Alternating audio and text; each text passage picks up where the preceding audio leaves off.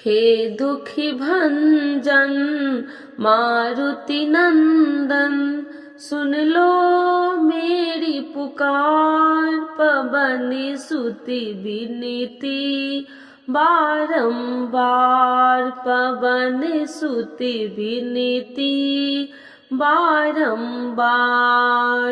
श्री हनुमान जी की जय। मंगलवार व्रत कथा।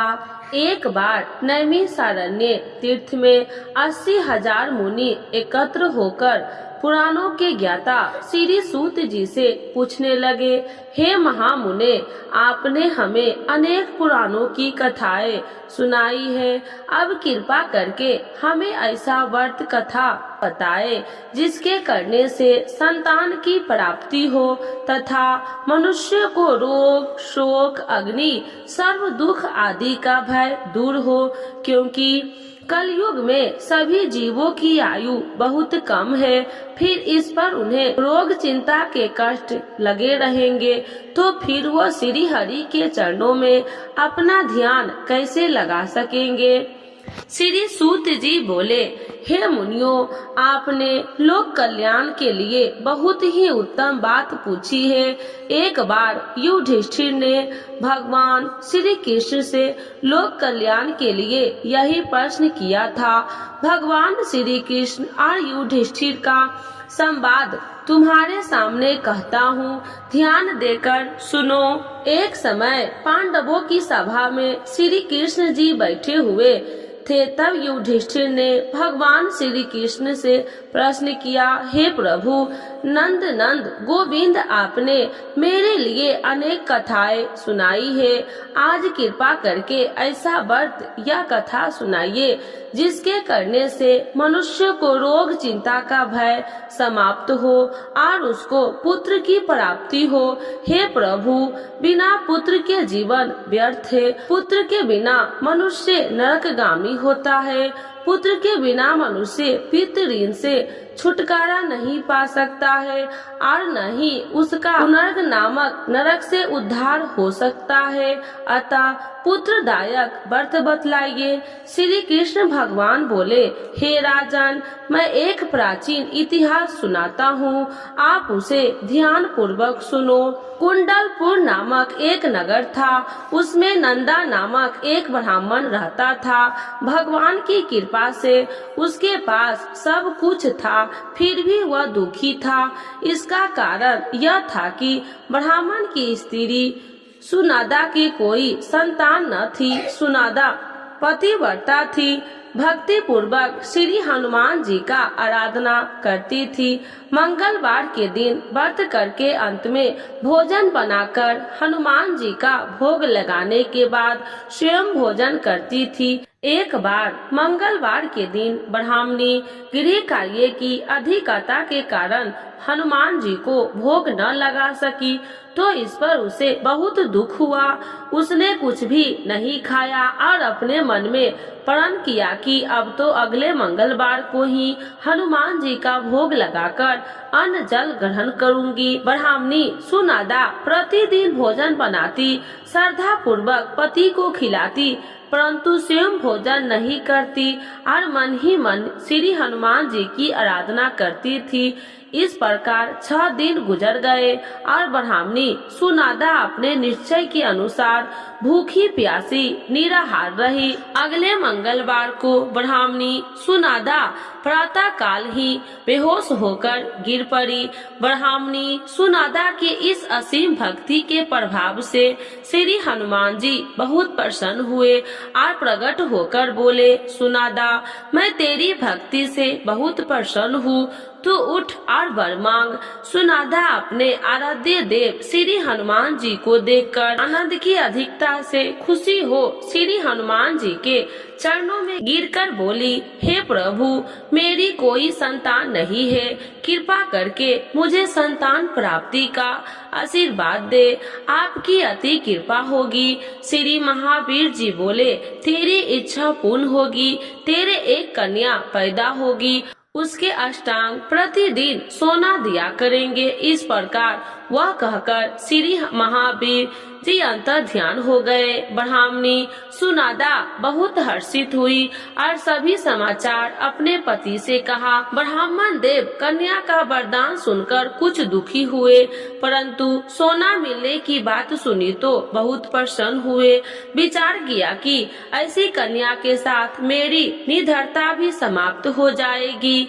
श्री हनुमान जी की कृपा से वह ब्राह्मणी गर्भवती हुई और 10वें महीने में उसे बहुत ही सुंदर पुत्री प्राप्त हुई। वह बच्ची अपने पिता के घर में ठीक उसी तरह से बढ़ने लगी जिस प्रकार शुक्ल पक्ष का चंद्रमा बढ़ता है। 10वें दिन ब्राह्मण ने उस बालिका का नामकरण संस्कार करवाया। उसके कुल पुरोहित ने उस बालिका का नाम रत्नावली रखा, क्योंकि वह कन्या सोना प्रदान किया करती थी।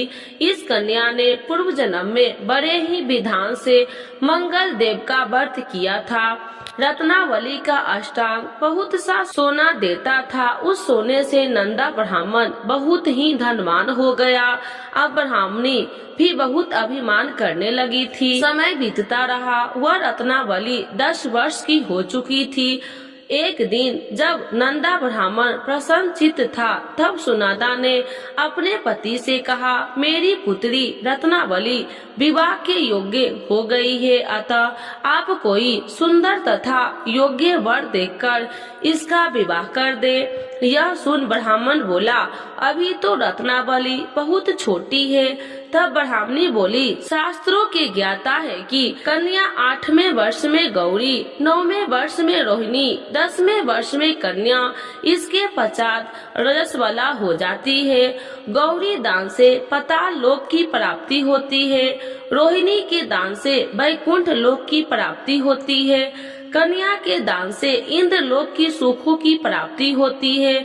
अगर हो पति देव रजस्वला का दान किया जाता है तो घोर नरक की प्राप्ति होती है। इस पर ब्राह्मण बोला, अभी तो रत्नावली मात्र 10 ही वर्ष की है और मैंने तो 16-16 साल की कन्याओं के विवाह कराए हैं, अभी जल्दी क्या है।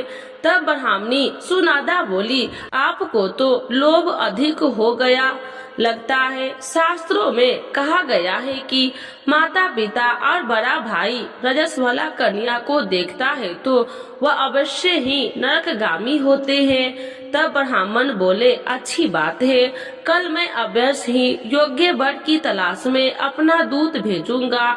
दूसरे दिन ब्राह्मण ने अपने दूत को बुलाया और आज्ञा दी कि जैसी सुंदर मेरी कन्या है वैसे ही सुंदर वर उसके लिए तलाश करो। दूत अपने स्वामी की आज्ञा पाकर निकल पड़ा। परमपई नगर में उसके एक सुंदर लड़के को देखा। वह बालक एक ब्राह्मण परिवार का बहुत गुणवान पुत्र था। उसका नाम सोमेश्वर था। दूत ने उस सुंदर व गुणवान ब्राह्मण पुत्र के बारे में अपने स्वामी को पूर्ण विवरण दिया। ब्राह्मण नंद को भी सोमेश्वर अच्छा लगा और फिर शुभ मुहूर्त में विधि पूर्वक कन्या का दान करके ब्राह्मण ब्राह्मणी संतुष्ट हुए। परंतु ब्राह्मण के मन में तो लोभ समाया हुआ था। उसने कन्या दान तो कर दिया था, पर वह बहुत खित्र भी था। उसने विचार किया कि रत्नावली तो अब चली जाएगी और मुझे इससे जो सोना मिला था वह अब मिलेगा नहीं। मेरे पास जो धन था कुछ तो इसके विवाह में खर्च हो गए और जो शेष बचा है वह भी कुछ दिनों के पश्चात समाप्त हो जाएंगे। मैंने तो इसका विवाह करके बहुत बड़ी भूल कर दी है। अब कोई ऐसा उपाय हो तो रत्नावली मेरे घर में ही बनी रहे, अपने ससुराल न जावे। लोभ रूपी राक्षस ब्राह्मण के मस्तिष्क पर छाता जा रहा था। रात भर अपनी शैया पर बेचैनी से करवटे बदलते बदलते उसने बहुत ही क्रूर निर्णय किया। उसने विचार किया कि जब रत्नावली को लेकर उसका पति रामेश्वर अपने घर के लिए जावेगा तो वह मार्ग में छिपकर रामेश्वर का वध कर देगा और अपनी लड़की को अपने घर ले आवेगा, जिसने नियमित रूप से उसे सोना भी मिलता रहेगा और समाज का कोई मनुष्य उसे दोष भी नहीं दे सकेगा। प्रातः काल हुआ तो नंदा और सुनंदा ने अपनी जमाई तथा लड़की को बहुत सारा धन देकर विदा किया। रामेश्वर अपनी पत्नी रत्नावली को लेकर ससुराल से अपने घर की तरफ चल दिया। ब्राह्मण नंदा महालोभ वशीभूत हो अपनी मति खो चुका था। पापे पुण्य उसे विचार न रहा था। अपने भयानक व क्रूर निर्णय को कार्य रूप देने के लिए उसने अपने दूत को मार्ग में अपने जमाई का वध करने के लिए भेज दिया, ताकि रत्नावली से प्राप्त होने वाला सोना उसे हमेशा मिलता रहे और वो कभी निर्धन न हो। ब्राह्मण के दूत ने अपने स्वामी की आज्ञा का पालन करते हुए उसके जमाई रामेश्वर का मार्ग में ही वध कर दिया। समाचार प्राप्त कर ब्राह्मण नंदा मार्ग में पहुंचा और रुदन करती हुई अपनी पुत्री रत्नावली से बोली, हे पुत्री, मार्ग में लुटेरे ने तेरे पति का वध कर दिया है। भगवान की इच्छा के आगे किसी का कोई बस नहीं चलता। अब तो घर चल, वहाँ पर ही रहकर शेष जीवन व्यतीत करना। जो भाग्य में लिखा हो वही होगा। अपने पति की अकाल मृत्यु से रत्नावली बहुत दुखी हुई। करुण कंदन व रुदन करते हुए अपने पिता से बोली, हे पिताजी, इस संसार में जिस स्त्री का पति नहीं है उसका जीना व्यर्थ है। मैं अपने पति के साथ ही अपने शरीर को जला दूंगी और सती होकर अपने इस जन्म को, माता पिता के नाम को तथा सास ससुर के यश को सार्थक करूंगी। ब्राह्मण नंदा अपनी पुत्री रत्नावली के वचनों को सुनकर बहुत दुखी हुआ। विचार करने लगा, मैंने व्यर्थ ही जमाई वध का पाप अपने सिर पर लिया। रत्नावली तो उसके पीछे अपने प्राण तक देने को तैयार है। मेरा तो दोनों तरफ से मरण हो गया। धन तो अब मिलेगा नहीं। जमाई वध के पाप के फल स्वरूप यम यातना भी भुगतनी पड़ेगी। यह सोचकर बहुत दुखी खित्र हुआ। रामेश्वर की चिता बनाई गई। रत्नावली सती होने की इच्छा से अपने पति का सिर अपने गोद में रखकर चिता में बैठ गई। जैसे ही रामेश्वर की चिता को अग्नि लगाई गई, वैसे ही प्रसन्न हो मंगल देव वहाँ प्रकट हुए और बोले, हे रत्नावली, मैं तेरी पति भक्ति से बहुत प्रसन्न हूँ। तू वर मांग। रत्नावली ने अपने पति का जीवन दान मांगा। तब मंगल देव बोले, रत्नावली, तेरा पति अजर अमर है, यह महाविद्वान भी होगा। इसके अतिरिक्त तेरी जो इच्छा हो वर मांग।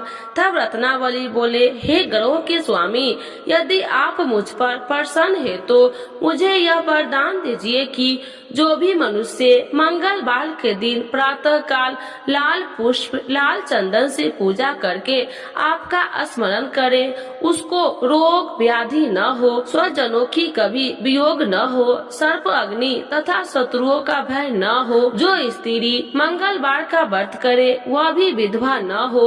मंगल देव तथा अस्तु कहकर अंतर ध्यान हो गए। रामेश्वर मंगल देव की कृपा से जीवित हो उठा। रत्नावली अपने पति को पुनः प्राप्त कर बहुत प्रसन्न हुई और मंगल देव का व्रत प्रत्येक मंगलवार को करके व्रत राज और मंगल देव की कृपा से इस लोक में सुख ऐश्वर्य के भोगते हुए अंत में अपने पति के साथ स्वर्ग लोक गई। तो एक बार बोलिए प्रेम से श्री हनुमान जी की जय, मंगल देवता की जय। आरती श्री हनुमान जी की। आरती की जय हनुमान लला की, दुष्टि दल ने रघुनाथ कला की। आरती की जय हनुमान लला की, दुष्टि दल ने रघुनाथ कला की। जाके बल से गिरिबल कापे, रोगी दोष जाके निकट न झाके। अंजनी पुत्री महाबलिदाई, संतन के प्रभु सदा सहाई।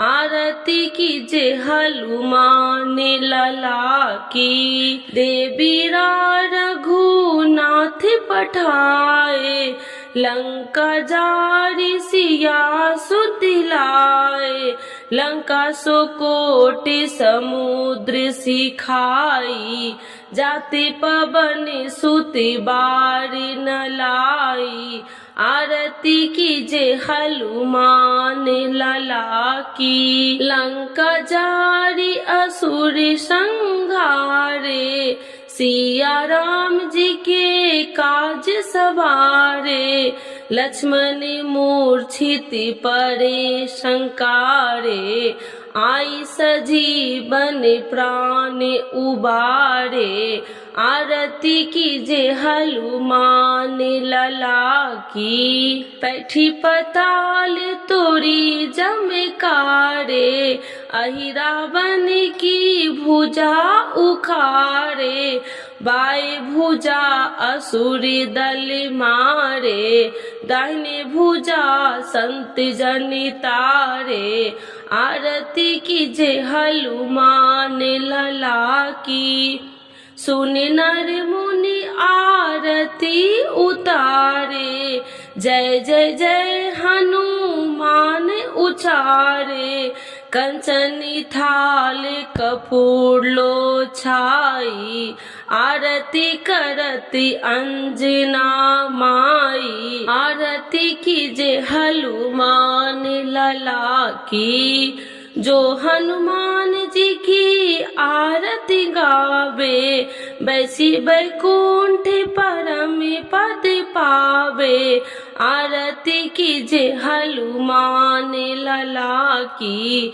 दुष्ट दलन रघुनाथ कला की। तो एक बार बोलिए प्रेम से श्री हनुमान जी की जय। श्री राम भक्त हनुमान की जय। सर्व देवी देवताओं की जय।